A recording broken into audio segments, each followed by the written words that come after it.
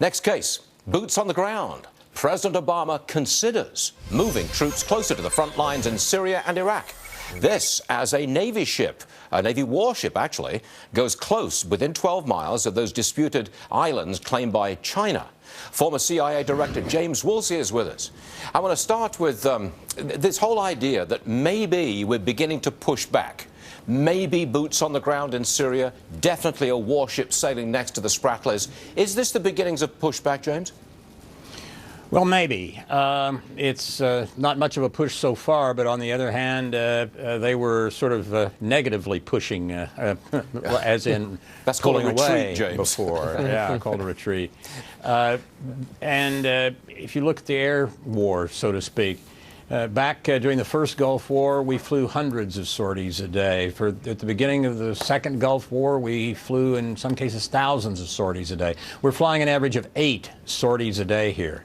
That's not exactly boots on the ground. That's 16 boots a day, way above the ground. Okay, that's you're very dismissive, James. When I said, is this the beginnings of a pushback, you said maybe, and really, it's not. You're saying it's not real pushback.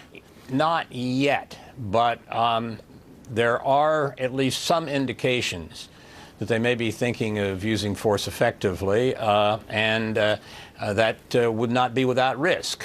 If their criterion in the White House is never to have anyone hurt or killed, on our side at least, by these operations, they're not going to have that happen if they put forces in, even special forces for training and for assistance to our allies, the people who are going against Assad.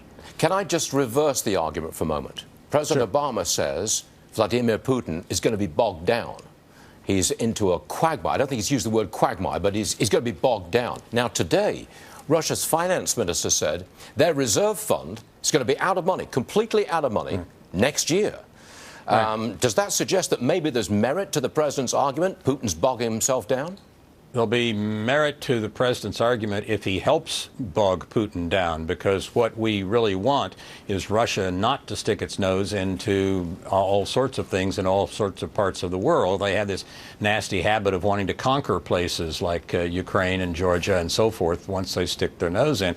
I think the president could do a very good job by doing everything possible to keep the price of oil down, below $40 a barrel if possible. Do you think he'll do that? Well, he could, for example, work with EPA in order to make it easy for people to switch from gasoline to, let's say, fuels derived from either waste or from natural gas, such as methanol with an M. That's a long way off in the future. No, it's not. I disagree. I think there are real possibilities of having competitors at the pump to oil and to petroleum-based products. And once you have that, oil is going to stay down there, and Russia and Iran and Venezuela and some other lovely governed countries like those are going to have some really serious problems. And American drivers are going to be a lot better off. Director, sarcasm is a low form of wit, but we like it. Okay? We'll take it. James Woolsey, thank you very much indeed. Interesting stuff. We appreciate it. Good to be